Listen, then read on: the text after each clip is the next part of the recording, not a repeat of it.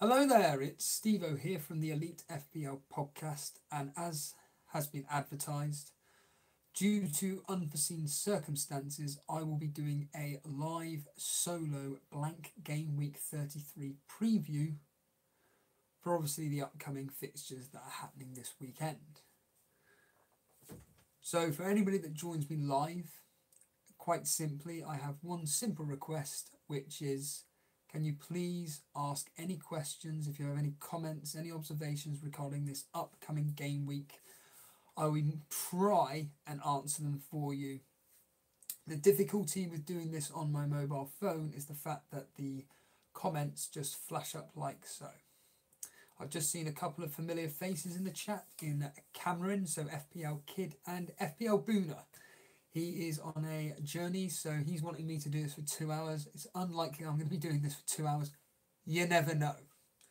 So, as with the usual format, it's one of those where I will literally be previewing the game week, but also giving what I think are my predictions for the scores. I'll also be looking at the home and away stats regarding how the relevant teams play versus the top 6 teams, the bottom 6 teams, the equivalent of their teams, for example. I'm also going to look at the history, and also I'm going to be looking at what the score should look like in the equivalent fixture. So I've also done some research into the best captaincy option as well, regarding, in my opinion, the 4 most popular captain options. So yeah, it is going to be an interesting one. I thank anybody that will be watching this live. I thank anybody that's going to be watching this on the replay. Like I said, this is going to be a game week preview. I'm going to switch the screen round so you can see exactly what I'm looking at. There we are. There's the fixtures for this particular game week. And I'm going to kick it off straight away. So obviously we start with Southampton versus Liverpool, which is tomorrow evening's game. Kick off at 8 o'clock. I have this gut feeling that it's going to be a lot tighter than what people seem to think. I'm going to go with a 2-1 victory to Southampton. A 2-1 victory to Liverpool. The home and away statistics suggest the same scoreline. It's going to go with... So basically, the way I've done the home and away statistics is how well, for example, do Southampton perform at home against the top 6 teams, and of course in Liverpool's case, how Liverpool perform away against the the bottom 6 teams and people in the middle. So, and the statistics are saying 2-1. The history is going with a 2-0 victory to Liverpool. And I've completely messed this up already, so I apologise. So actually the home and away statistics, I apologise, I'm confusing myself now. I mean, I've got all this.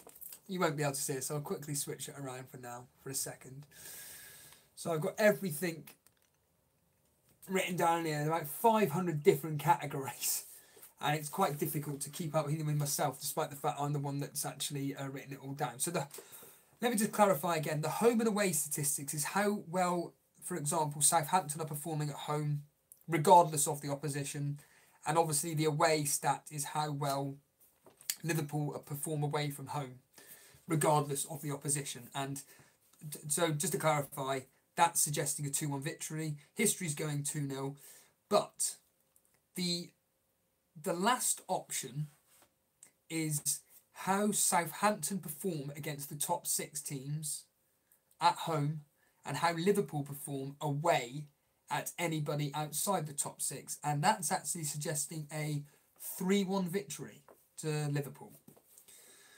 So moving on to my lads Burnley, we're away at Bournemouth, and even before previewing this game, I thought to myself that this is going to be goals galore. So meaning that both teams will score. And yeah, I think that. So there was a statistic that Football 365 brought up, which was the fact that Bournemouth's record versus anybody outside the top 6 at home since November 2017, out of 20 odd matches, they've won 14 and drawn 6. So I'm going to continue with that, and I'm going to say that Bournemouth are going to edge this 2-1. Me personally, yeah, I'm going to go 2-1 to Bournemouth. The home and away statistics suggest that this is going to be a 2-0 victory to Bournemouth.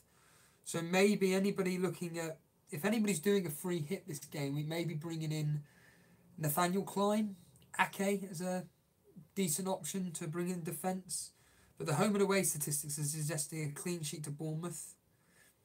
The history is going with a 2-1 victory to Bournemouth. And the equivalent fixtures statistics is also saying a 2-1 victory to Bournemouth.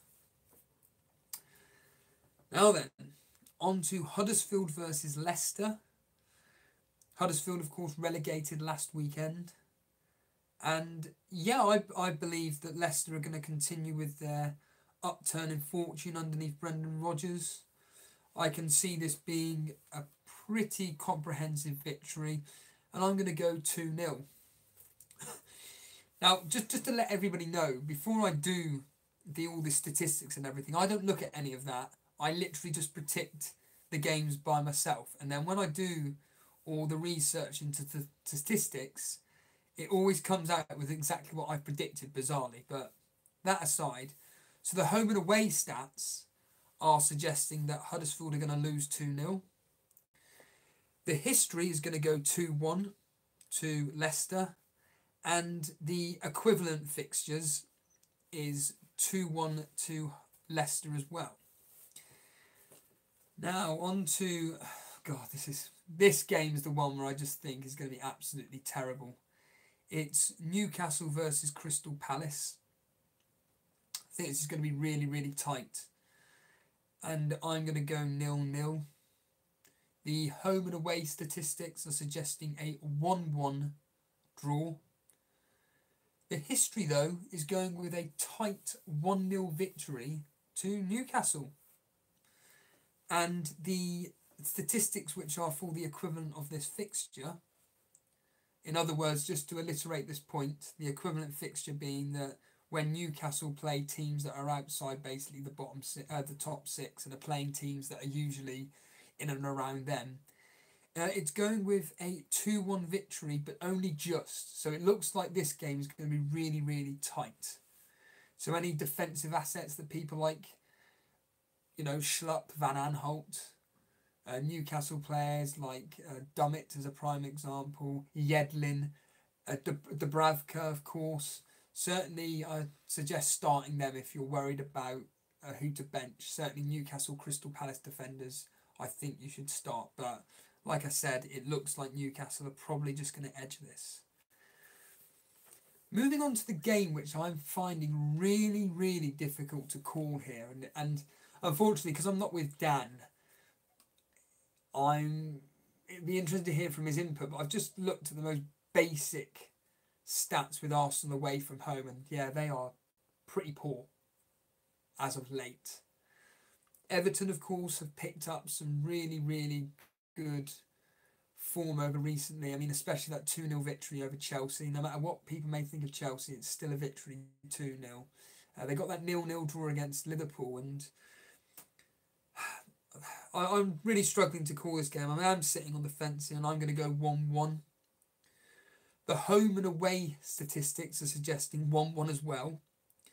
However, the history is going with a comprehensive 3-1 victory to Everton. And the statistics for the equivalent of fixtures, so when Everton play anybody in the top 6, it's not looking good for them. It looks like there's plenty of goals in this game, though. and it's going with a victory here for Arsenal, a 3-2 to Arsenal. And even Arsenal, when they're away at teams outside the top six, they do seem to like conceding quite a few goals. So yeah, that's going 3-2 to Arsenal. Now then, on to the Monday night football fixture, which is Chelsea versus West Ham. Me personally, I think the fact that West Ham are pretty much on the beach now, I just don't think they care about playing anymore. They're not going to get into Europe. They're not going to be relegated. They're just going to end up 8th, 9th or 10th. The best of the rest trophy, as they say. And I think because Chelsea are at home, I'm going to go with a 3-1 victory. The home and away statistics are again agreeing with me. It's going with 3-1 to Chelsea. However, if you like reading into the history and the equivalent of this fixture, it's not going to be that easy. So the history is suggesting a 2-1 victory to Chelsea, but only just. They haven't had that great luck with West Ham. And when Chelsea seem to play teams at home that are just outside the top six, yeah, they only just about win, and it's going for a 2-0 victory to Chelsea there.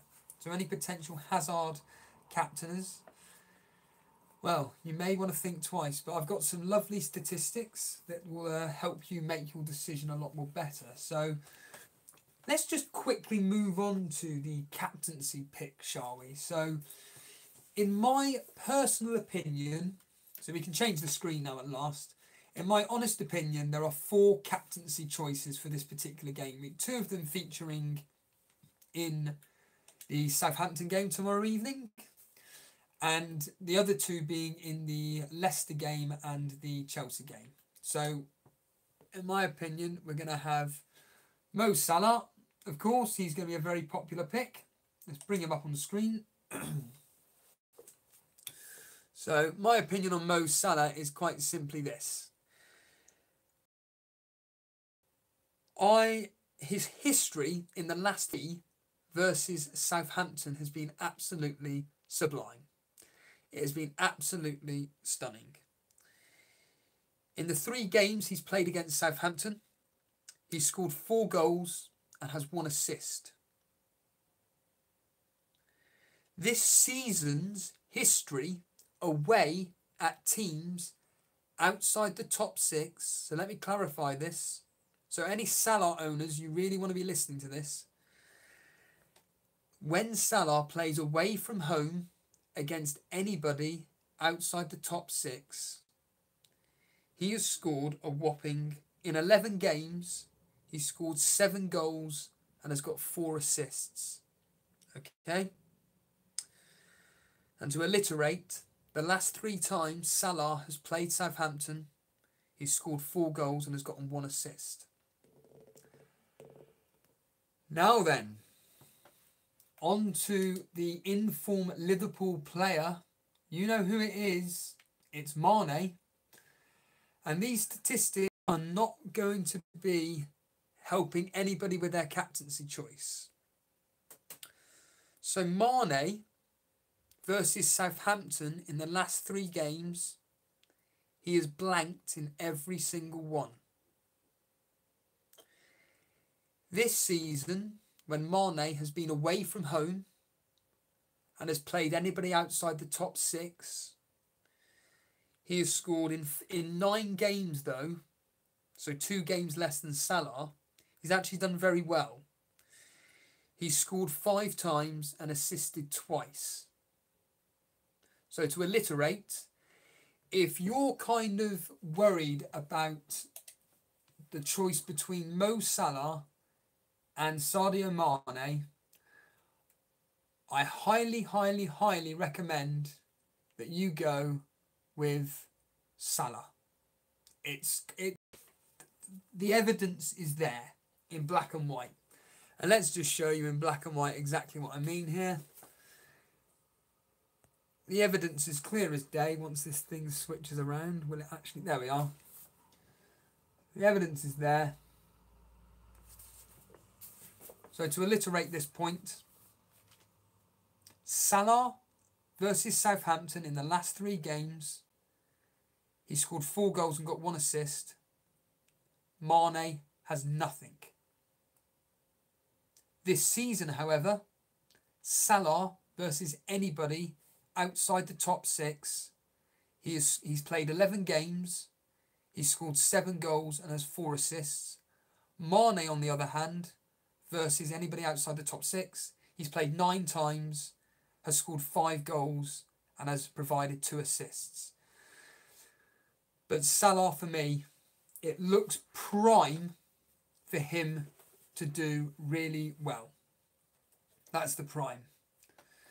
Vince Chapman has just made a very interesting point that he bets that Mane will outscore Salah. Well, again, these statistics here obviously do not take into account anything to do with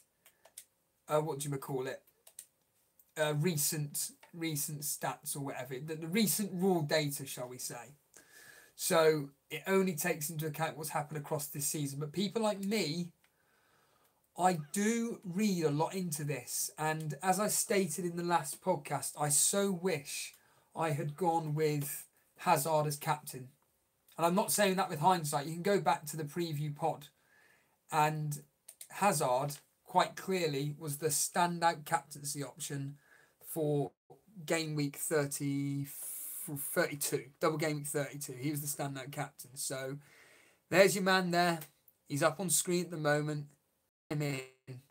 If you haven't got him, get him in.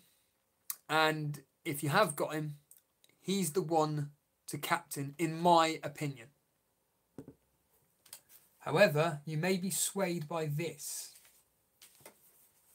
So, another captaincy choice, and I believe it was, let me just scroll through. Yeah, so Yasin Klosh has asked about Vardy being captain.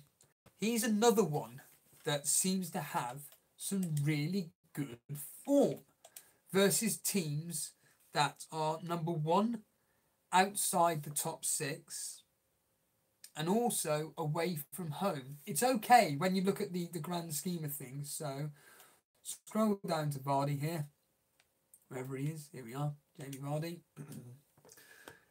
And Jamie Vardy, so he's played 2 games against Huddersfield in the last 3 fixtures. He's scored 2 goals and has 1 assist. He has played 9 games this season against teams outside the top 6. And he scored 4 goals and has got 1 assist. So Jamie Vardy is somebody to be looking at. And of course, the fact that I've already said that Huddersfield, they're gone. They're vanished now. I think this is Leicester's opportunity to get another win under their belt, basically. So, on to Monday Night Football, and the biggest conundrum from most people. Now, at the moment, and we will check this, I'll look now, we'll be more likely to look. So we're going to go onto the Fantasy Football Scout site. And at the moment, my belief is that they have got Hazard as the number 1 captaincy pick at the moment. Of course, there it is, there, idiot. So here we are here. Let's look at the results at the moment once it loads up. And as it stands right now, with 26% of the votes in, Hazard is the best captaincy choice according to the users of the Fantasy Football Scout. Now, I voted myself, and I actually voted Salah. But look how tight it is between the 3 of them. That is incredible. That is literally like a couple of percentages between them. I mean, even those between Mane and Salah, that is just like 14 votes in between them 2, and then about 63 votes between Hazard and Salah. So that is really, really tight. But at the moment, this is going to change people's opinions when I bring up the statistics for Hazard. But Salah and Hazard, for me personally, are the 2 standout captain choices. Salah, though, well, we'll find out in a second. if he edges it or not. And you'll be surprised by my findings. So let's just quickly bring up Salah. And here he is here. So Hazard, here we go. So the last 3 games against West Ham, he is, like Mane, he's done absolutely nothing, which is a bit worrying. However, this season, versus anybody outside the top 6, Hazard has played 10 games. He scored 8 goals and has 3 assists. To remind you, Salah, versus teams outside the top 6, has scored 7 goals and 4 assists. So in other words, Hazard's got 1 more goal than Salah, but Salah's got 1 more assist than Hazard. So it really is neck and neck. And we'll come to it in a minute about my team selection, but it really is a toss-up between, and let's again look how tight it is on the Fantasy Football Scout site. There it is there. Look how tight that is. That is, I've never... I mean, the poll's only just gone up today, but Mane on 474 votes. Salah ahead of him by 6 votes. And then Hazard ahead of Salah by 63 votes. That is crazy. Now, I voted for Salah personally. So, yeah, quite literally that use of the term flip of a coin. So then, on to my team. But I'm on the transfers page. Here it is. And I did do I did 2 transfers this morning. And if I'm honest with you, I'm a bit gutted. If I'm honest with you, I wish I'd done my research first. And if I had done my research first, I would have gone with Salah ahead of Mane, based on what I've just read out to you guys just now. So what I did was I got rid of Pogba and Aguero. I got rid of them 2, and I brought in Jamie Vardy, and I brought in, as you can see, Mane. Now the reason why I brought in Mane, this is before my research started, by the way. So before my research started, I went with Mane for a defensive option, really, in the sense of everybody who has either got rid of Mane or, you know, just doesn't own him, they'll be bringing him in. The fact that Aguero looks like he's going to drop down in price doesn't help.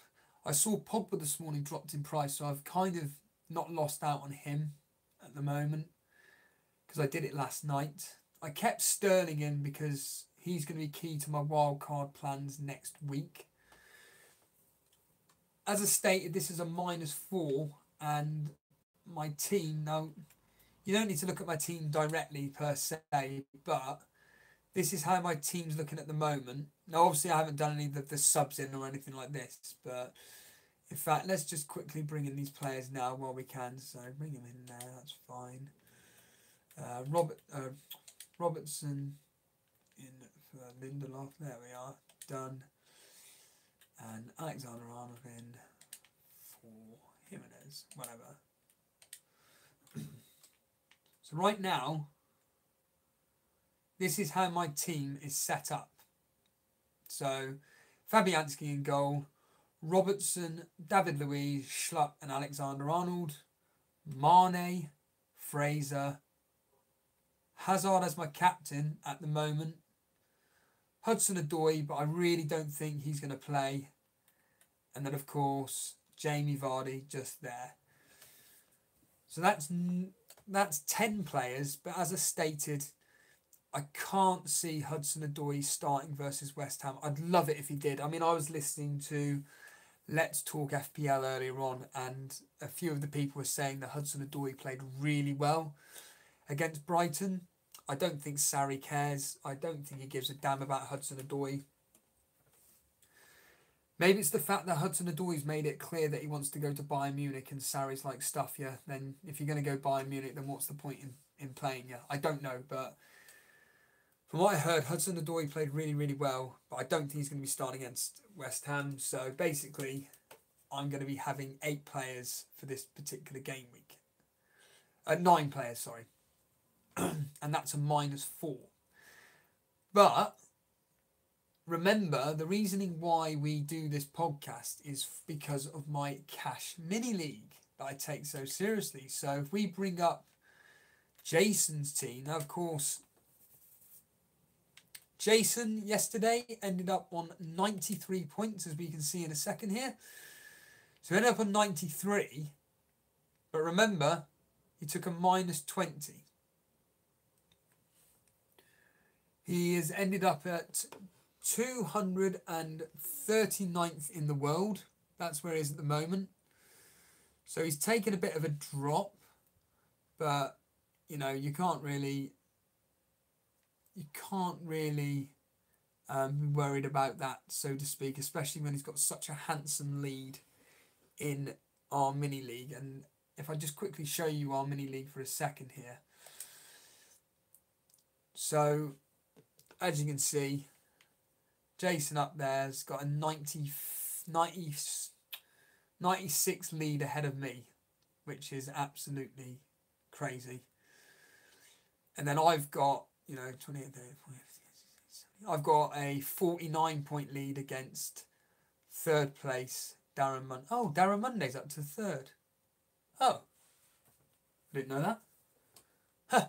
Okay, that's news to me. I've just literally just seen that. So Darren Monday, despite having a fall the other day, he's back up to third again. Ben Tyler in fourth. Again, I've got a healthy lead. So as I mentioned to FPL Boona privately, he's in a kind of similar situation to me, although he's in Jason's position where he's first, but a load of people have caught up with him. Well, in my case, I'm pretty much stagnated in second place. Jason stagnated in first place, and will be concentrating on his overall rank. And Notorious Nerd has just asked about how many ranks did Jason fall. We'll come on to that in a minute. But yeah, the top 4, which is where all the cash prizes lie. Well, at the moment, you know, Ben, it looks like for me, it will be Ben and Darren fighting out for third and fourth. Pete Andrews here, like I say, he's a big gambler, and he's someone that's been doing really well within our mini league. Not necessarily the overall ranks, but within our mini league, he has been doing really, really well, and he's taken over Dan. I mean, talking to Dan, I mean, when I saw this morning, I had to laugh, because me and Jason made a point, and even he agreed that this was the game week to really catch up with people like the Roos brothers, Terry and Dexter. But I mean, Terry and Dexter did better than Dan. So Terry there, getting a whopping 100 points.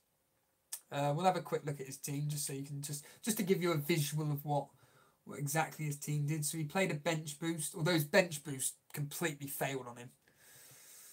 So as you can see here, this is what a 100-point team looks like. I mean, there's Luke Shaw, he's suspended now. But there he is, the differential there in Son. And on his bench boost, it was only Heaton that did him anything. Richarlison, of course, just here. But yeah, it made a Jimenez pick as well that came in through. And he captained Hazard. So fair play to Terry there, but he got 100 points for that. Exactly 100 points, no minus taking it. And then there's Dexter there, 92 points. Cracking score. Triple captained. Let's see, triple captained again. And it was Pogba who he triple captained. God. Again, Dexter, a bit of a gambler. And took a punt on Pogba. Sadly didn't pay off. But these things happen, unfortunately. But look at that. Deeney down there. Jimenez. Son. Walker. You know, these are all... And even Bernardo Silva. Kept Salah. All differentials here. Walker, Son, Bernardo Silva, Troy Deeney. Cracking differentials that have really come through within there. Unfortunately, I don't know why he didn't play Wan-Bissaka. But, 7 points. I mean, compared to the other players in his team, it's understandable really why I benched him. But that aside. So, as I stated, we just want to quickly look at Jason's team. And as Notorious Nerd said, we'll look at his rank drop per se. But, in fact, we'll just quickly look at that now. So, it's in Game Week history, isn't it? I'm trying to think, yeah.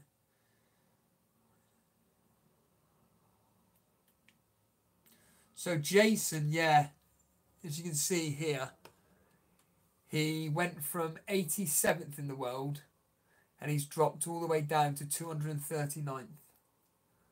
So one hell of a drop there. I mean, I find that bit crazy where he was 88th in Game Week 30. After Game Week 30, went up by 1 place to 87th. And then there he is there, all the way down to 239th. So, yeah, one hell of a drop.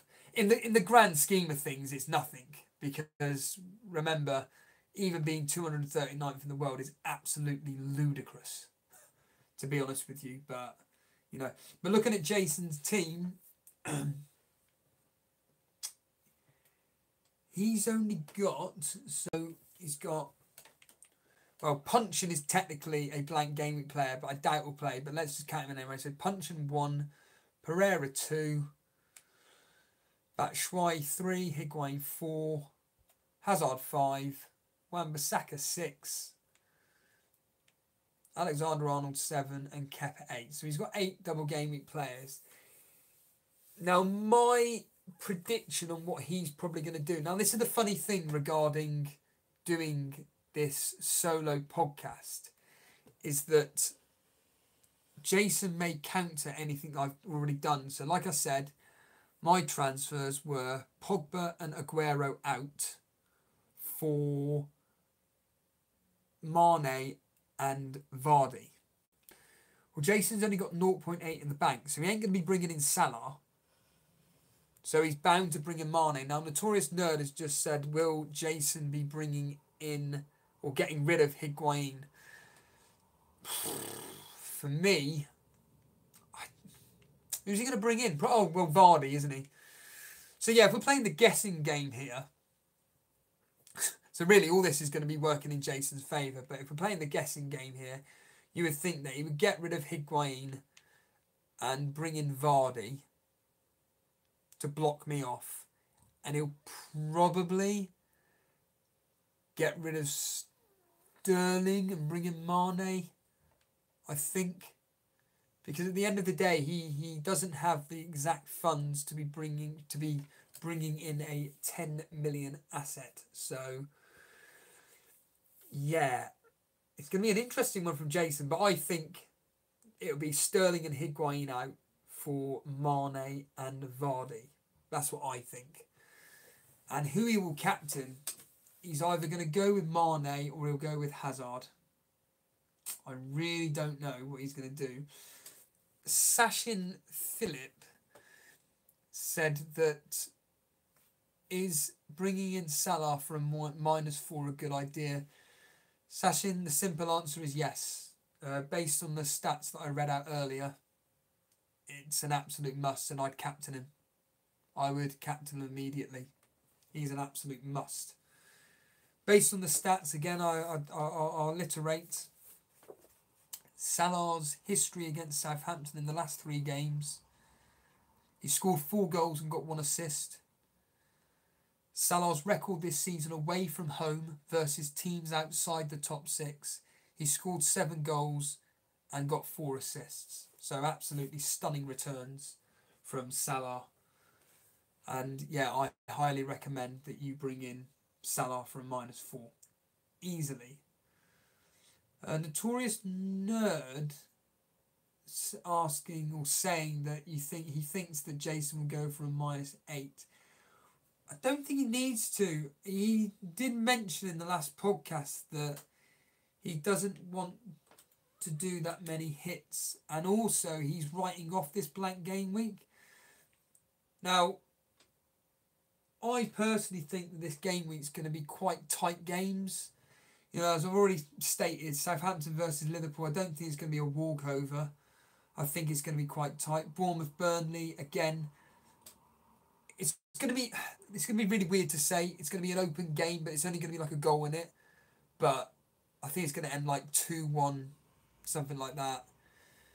Huddersfield Leicester's probably the only one where you'd think maybe 2 or 3, a comprehensive victory, shall we say. Newcastle, Crystal Palace, two very defensive teams. In fact, I had a question come in from Ray Joyce. My thoughts on Rondon and a Bournemouth striker. Well, I looked into it, and basically Wilson and King are a bit of a lottery when it comes to scoring points. They are so sporadic. I would actually be bringing in Rondon of all people. And funny enough, he has only played in the last 9 fixtures. Rondon has only played 9 games. He's only played 4 at home. And in those 4 games, he's got 2 double-digit scores.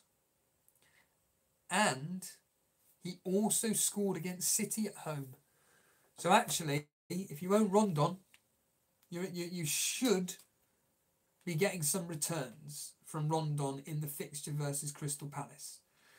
That's just based on literal raw data that we have staring at us. But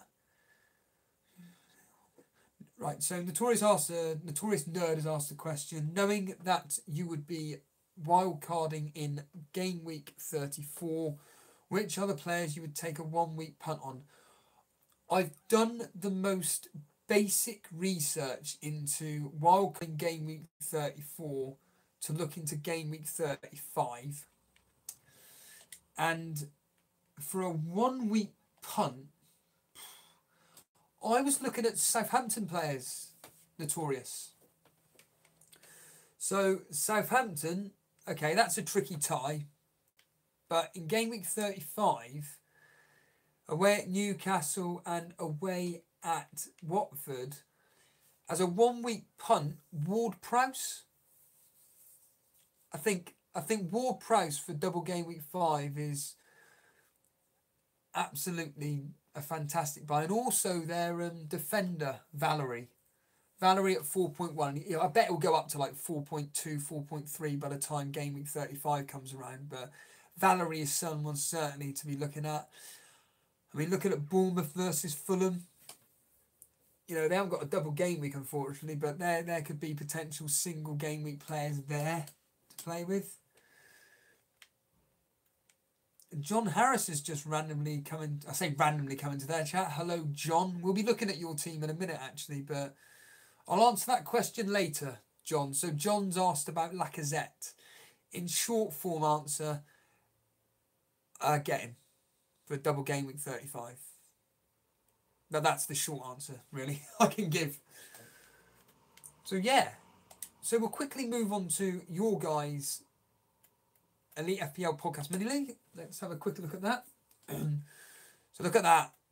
John Harris ended up on, okay, he took a 16-point hit. I can't do the maths, but, you know, 121 points minus 16, whatever that works out. What's that? 105, 106 points take home. But it was just that. I mentioned it last night in the Reactatory pod, but that Hudson-Odoi one, oh, excellent. And look at this. His rank, he did end up 51st in the world. So John Harris, he's in chat at the moment if you want to say hello to him. 51st in the world, absolutely superb. And of course, when you look at his team, you know, how many double blank game week players has he got? So he's got Brooks, that's 1, Alexander-Arnold, that's 2, Chilwell 3, Ryan 4, Vardy 5, Hazard 6, Hudson-Odoi 7, David Luiz 8, Van Aanholt 9, Edis, and that's it. So John Harris has only got 9 players. I would assume, based on the fact that he's so high up, he'll take a -4. So just briefly, John, I did make the point that despite the fact that I did hear that Hudson-Odoi performed really, really well against Brighton. Of course, you can see there 1 bonus point, an assist. So from a real life perspective, despite the fact that Hudson-Odoi did really, really well, I personally have this gut feeling he won't start. It really is all eggs in one basket with him. I'd like to think he will, but I think it'll be Pedro or Willian or whoever the combination will be versus West Ham, I'm afraid. And Notorious Nerd bringing up Loftus-Cheek. I think he's got more of a chance. I mean, he played, 2 games in a row? So I would think that Loftus-Cheek has got more chance of starting than Hudson-Odoi. But you made this point that Chelsea seem to play really, really well. And they seem to have confidence, especially like in the Europa League. They seem to have some fun. Cameron, aka FPL Kid, made a point that Sarri said that he's ready to start from the beginning. Yeah, he's ready to start from the beginning, but that doesn't mean that he's guaranteed to start. That's the difference. Yeah, he may be ready to start, but whether he starts or not, it's a completely different question. While I'm here looking at the Elite FPL Mini League, I just want to say congratulations to Daniel Ash. He has won the Manager of the Month award. In this particular month, he totaled up 323 points. He beat second place by 14 points. So Mirza Kreischer ended up with 309. So congratulations, Daniel Ash. I'll make the point now that to receive your Manager of the Month award, which is a exclusive Elite FPL mug that Jason will make for you, you just need to contact us via Twitter or Instagram, which is at Elite FPL. Just private message us and you can send us your details where to send, obviously, the mug. Now, I believe Jason gave a deadline that if you don't get in contact with us within, again, please do not quote me on this, but if it's like 7 to 10 working days, then we give it to the next person down. So in this case, it would be Mirza Kreisaz, but I don't think that individual will get in contact either, and it will just keep going down until the person that comes within the rules that Jason has set actually gets in touch. And funny enough, it may end up being Matt Thompson, who is a regular contributor to the chat, and he lives in Australia. And if Matt doesn't get in contact, John Harris, you'll be the one that wins the award. And we all know that you are a regular as well in the chat, so there's no excuses for you not to get in contact. But yes, I reiterate the point. Congratulations to Daniel Ash for winning the March Manager of the Month award. So yeah, moving on to the Elite FPL podcast mini league. Talking of Daniel Ash, he is, oh wow, look at that. He's joint points with Jason. Oh, and look at the gap between, well, technically third, but joint second and fourth in Kelvin Chow. Nice little gap creating there. That's what, 23 points. And let's have a quick look at Daniel Ash's team. Wow. How many blank game week players has Daniel got then? So he's got 1, 2, 3, 4, 5, 6, 7, 8, 9. He's got 9. Boric, if he plays or not. There's a bit of a doubt whether he'll play or not. So Daniel's either got 8 or 9 players. And he's set up pretty well. And I wonder if he'll be taking a hit for this particular game. I mean, that's going to be interesting. But yeah, he's pretty much set up nicely for this particular game week. I'm pretty sure, though, if I'm looking at his game week history, he's actually used up quite a few of his chips. I can't remember now. Yes, he has. Oh, he's used up every single one. Oh, wow. Wow, wow, wow. So Daniel Ash has actually used, apart from his... Yeah, Marine, yeah. So Daniel Ash has actually used up all his chips. Ooh. So players like John, Jason, they're in the driving seat. Just breed up a bit of confidence for you guys, knowing that one of your rivals has used up all their chips. Ha. Ah, what a shame though. It's all about, I say it's all about planning. I mean, you can plan for these things, but yeah. Vince Chapman asking, do I see Bournemouth scoring big? No. No. I think it'll be, I think Bournemouth will win. I think they'll score a minimum of 2 goals. We're tight at the end of the day. We are tight at the back, and as I state this point when I was going through my predictions, one of the key options which I looked into was when the respective teams, their history this season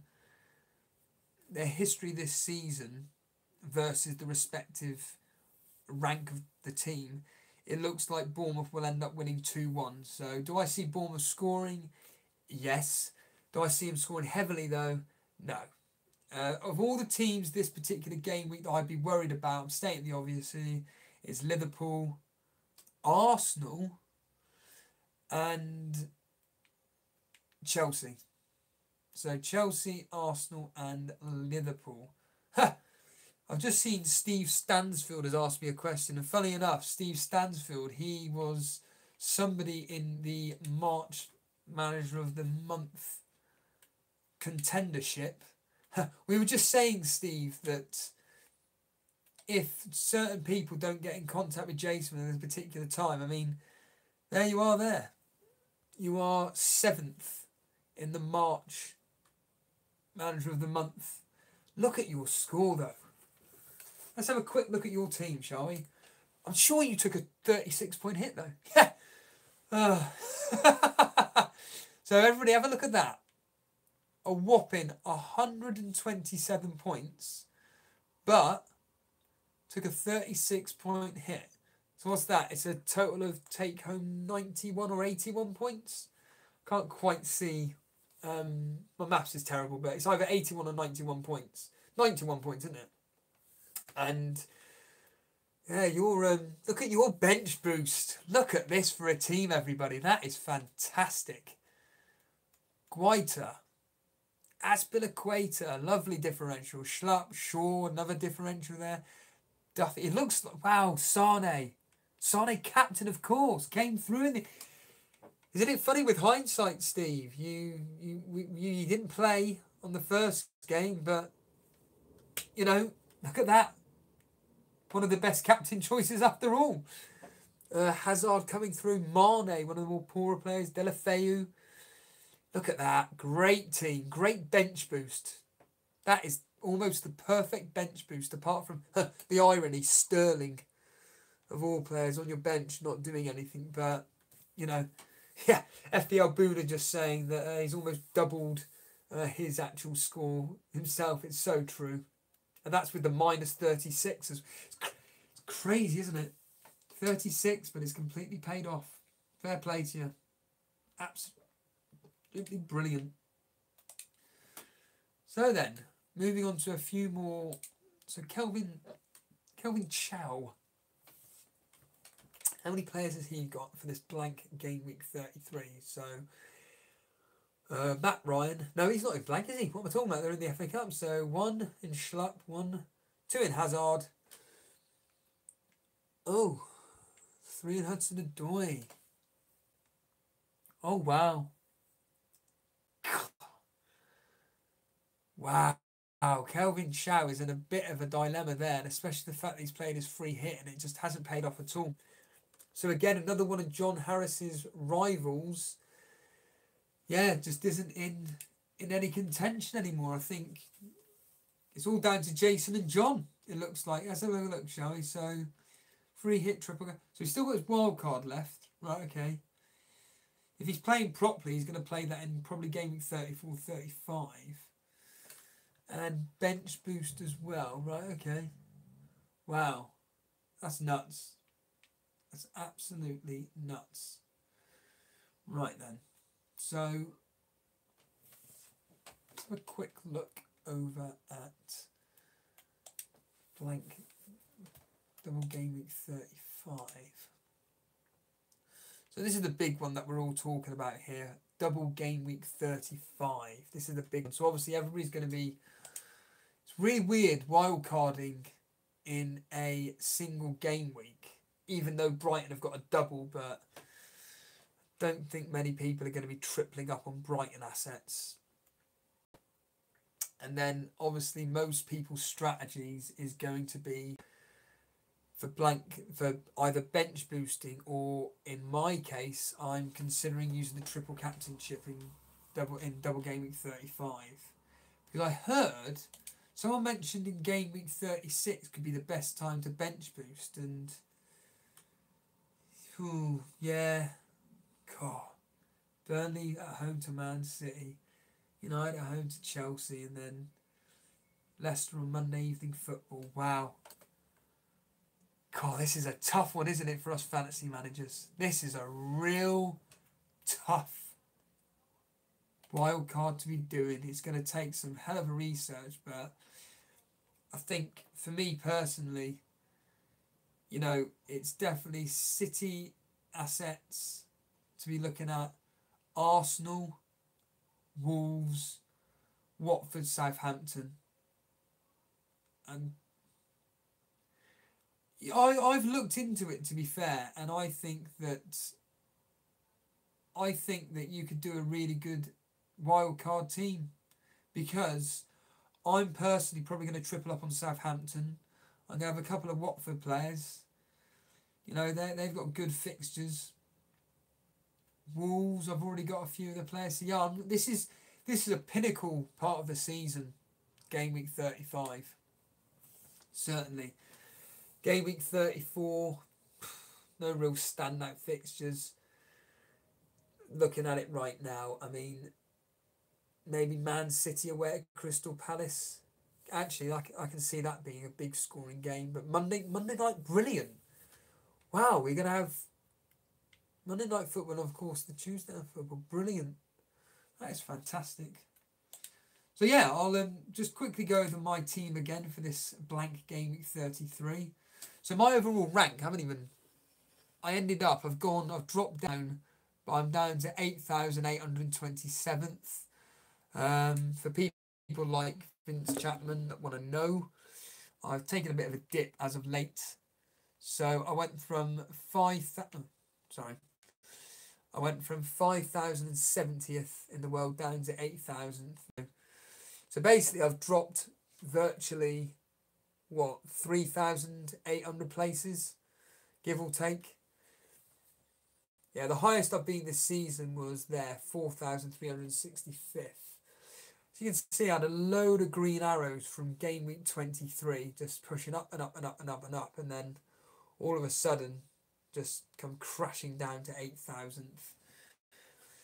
Still got 3 of my chips still left to play. I'm quietly confident. It's like, I'm sorry, I've completely forgotten who asked, but about the 1 week or maybe even a 2 week punt for the double game week 34, which involves Brighton, and maybe double game week 35. I think this is certainly going to be the game week in which punts could really pay off, and we've already experienced this year so far in the double game weeks that there's a lot of benching issues, and also the fact that a lot of teams have got Europe as well. Now, I don't know the exact dates or anything when these European fixtures take place, but I do know that it is next week. No, not next week, the week after. So John Harris has just made this comment. He's only got his triple captain left, He has no headaches now over wildcarding or bench boost tactics, which is great. But he says that it's best to be going with, what's this, bench fodder. I completely agree with that. Yeah, just bringing in some... I mean, Hudson-Odoi is technically bench fodder. You know, really, 4.2 million, unless he's gone up in price, which I doubt. But he's only 4.2 million. Yeah, he's only 4.2. That's Hudson-Odoi there. Only 4.2 million, but he's definitely bench fodder. And there's a few... I saw through 3.8 million players, but it's just in case, you know, those rotations of players like Sterling, etc. But as I stated to you last night, for me, I think that the best time to potentially triple captain a City asset is actually when they're playing the heavy hitting teams. And in that particular game week 35, Man City at home to Spurs and then away at United, I'm seriously contemplating triple captaining one of Sterling or Aguero, to be honest with you. I mentioned it last night that Aguero and Sterling seem to love playing the top 6 teams. Their goals and assists versus these teams is quite extraordinary, whether it's home or away. They just obliterate anybody, and they love playing teams like Chelsea, Arsenal, Liverpool. Not necessarily Liverpool, actually, but you know what I'm saying. They seem to enjoy playing these teams, and yeah, it's a tough one. John Harris, so going back to what John Harris asked about Lacazette, yeah, I think the form suggests that he is somebody to definitely worth look at. He seems to have been playing a lot of minutes recently. He's not actually that many points off what Aubameyang has got. So Lacazette this season has got 153 points. Aubameyang only 100. Well, I say only, but he's only on 168. You see here, really, really good returns over the last 9-10 game weeks. So 8 there. It looks to be, though, he seems to be a bit of a home player. But then again, Arsenal at home are really, really good. It's just their away form is so dodgy. That's why I can't... This Everton game they've got up is really difficult to call, in my opinion. But yeah, absolutely, Lacazette is somebody I would definitely be looking at to bring in my double game week team. I mean, I don't want to keep going over it, but I mean, their fixture list coming up. So Everton away, not particularly that great, but it's nothing awful. Watford away on Monday evening, 15th of April. I mean, that's going to be a tough game to go. I can see that being a very high-scoring game. 3-2 either way, something like that. And then, of course, in the double game week, they've got Crystal Palace at home. Should be a comprehensive victory. And then Wolves away, which, well, that could be anybody's guess, to be honest with you. But probably Wolves will win that based on their form versus the top 6 teams, which is absolutely fantastic. Right then, I will quickly look at Dan's team, actually, just quickly, because he, of course, played his free hit. So this is how Dan's going to be set up for blank game 33. So if we look at his previous game week, here we go. Once it loads up. And this is pretty much going to be Dan's team when he sets up for this particular game. So he doesn't need to take any hits. Schmeichel in goal. Pereira, Alexander-Arnold, Jupe, Westwood, Salah, Mane, Fraser, Felipe Anderson. But I don't think he's going to be playing. Vardy and Rondon. And of course, yeah, I don't think Dan needs to do anything with his team personally. I would just, do you know what? I would just set up like it is now. Maybe get rid of Anderson. I've just seen someone, I think it was John Harris. He's just mentioned about getting in Maddison. I'd get in Telemans only based on current form. Telemon's form at the moment has been absolutely superb. So we quickly bring up Telemon's. I think he's assisted or scored in pretty much every game he started for Leicester, barring one, my understanding is. So Telemon's here. Here we go. Bring his stats up. Yeah, so barring the initial 3 game weeks, Mick Lee, I'm torn between Telemons and Madison. Get Telemons. I mean, look at his stats. I mean, it's guaranteed. It's pretty much guaranteed to return you something.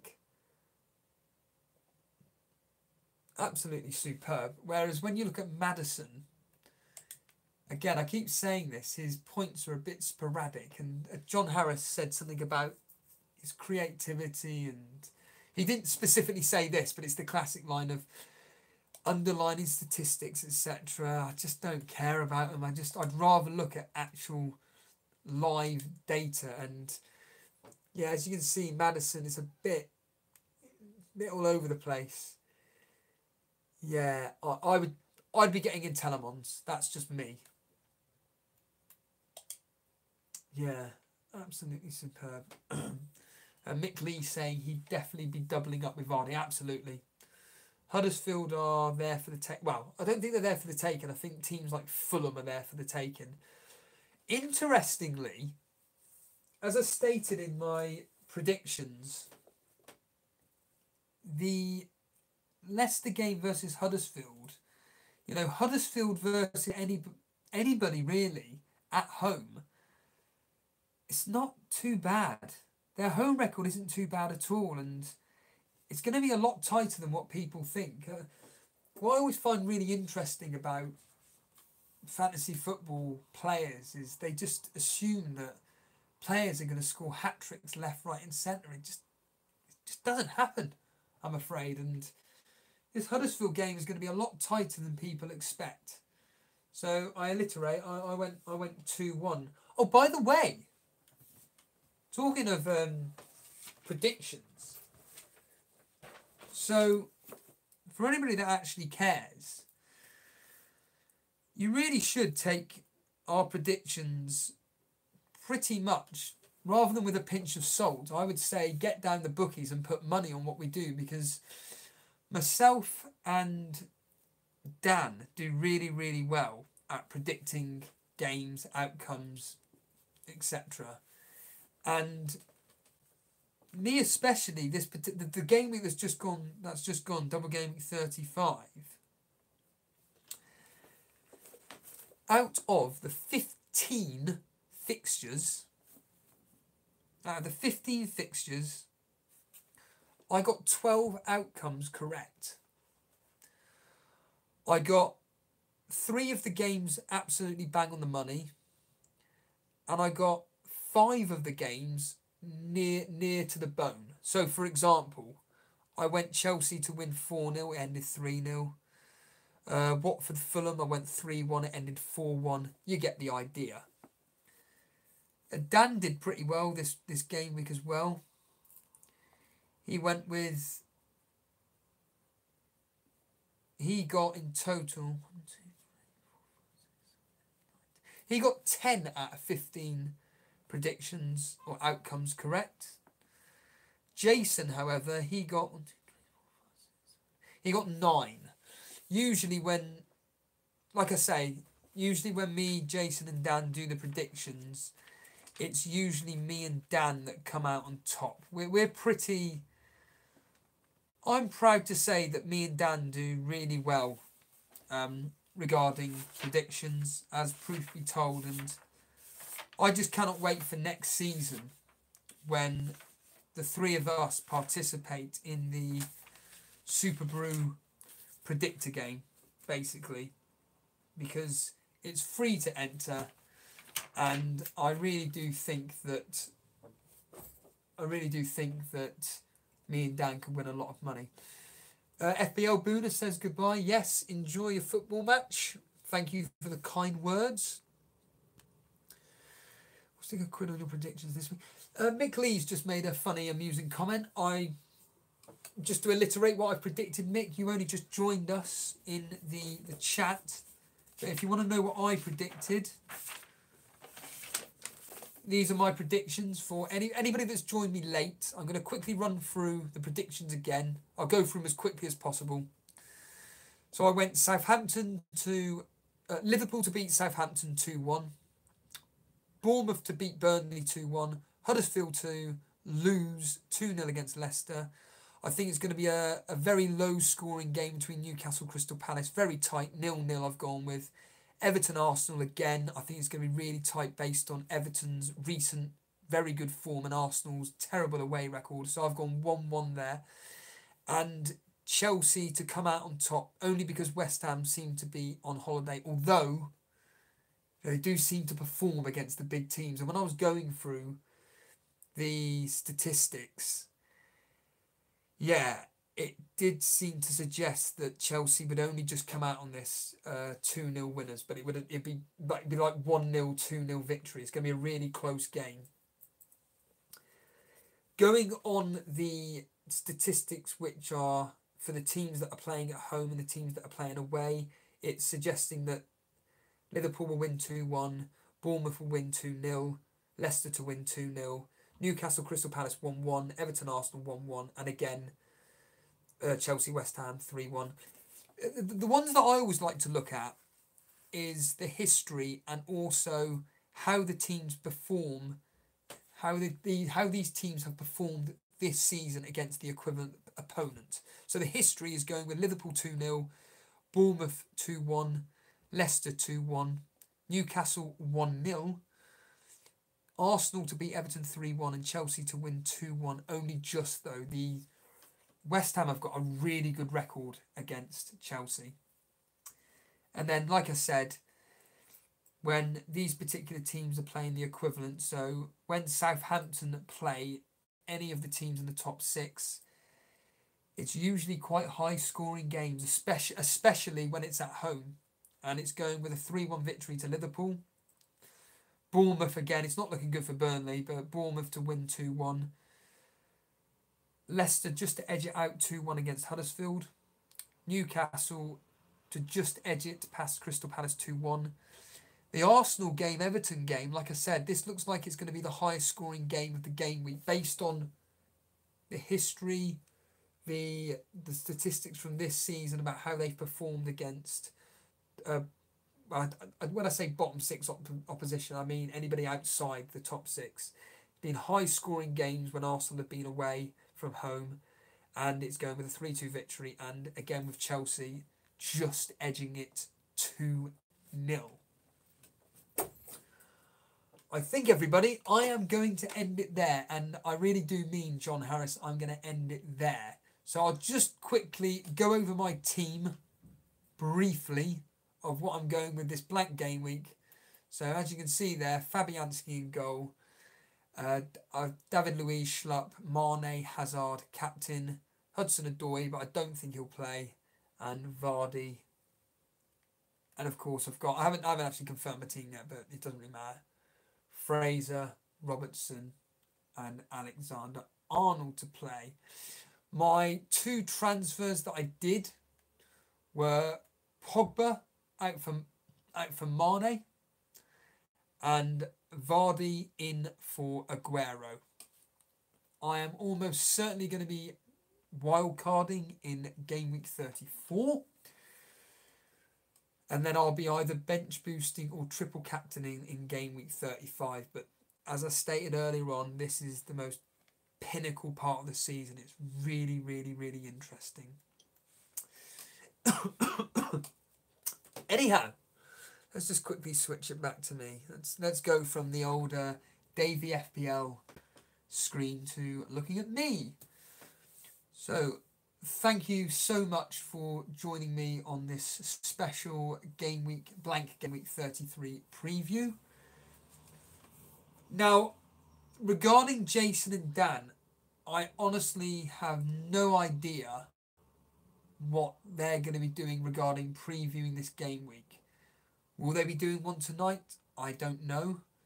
Will they be doing one tomorrow? I honestly don't know. I'm sure the guys will let you know through Instagram or Twitter, which is where we always advertise when we are going live.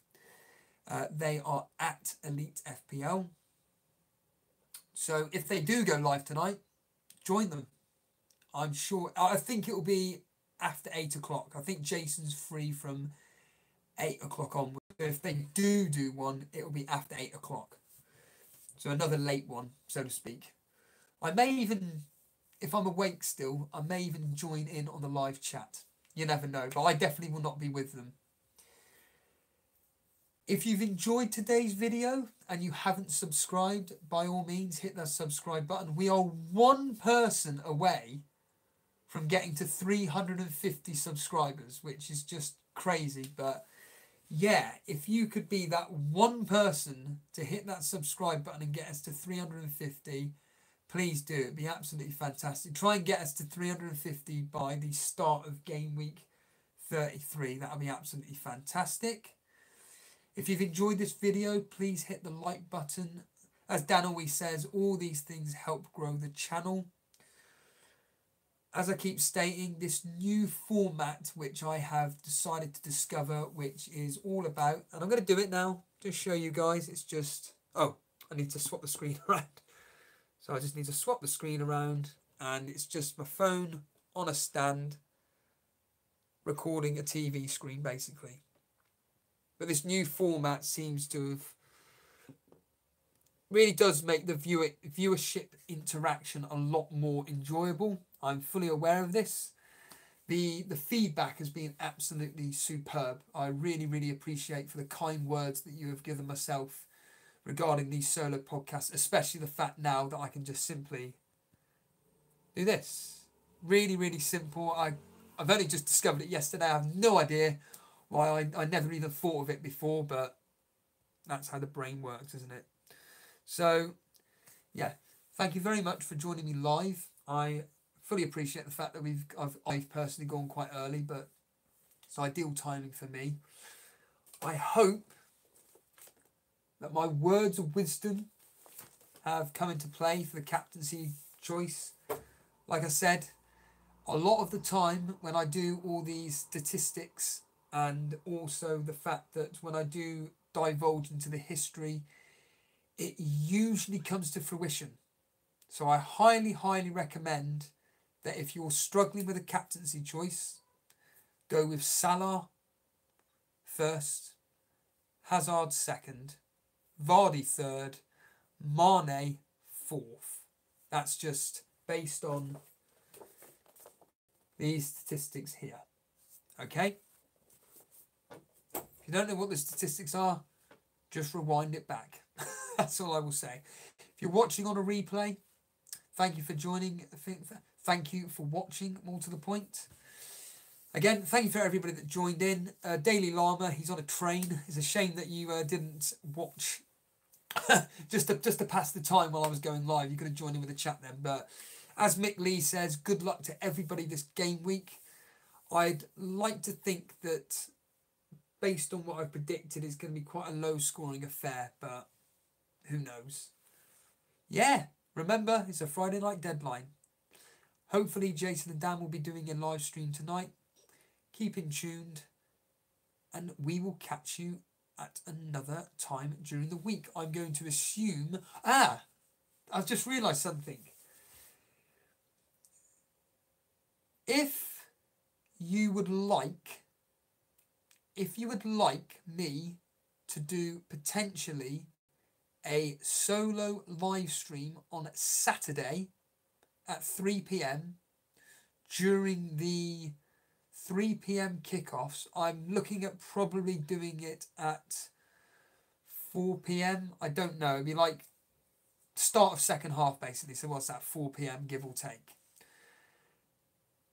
Leave a comment in the obviously the section below.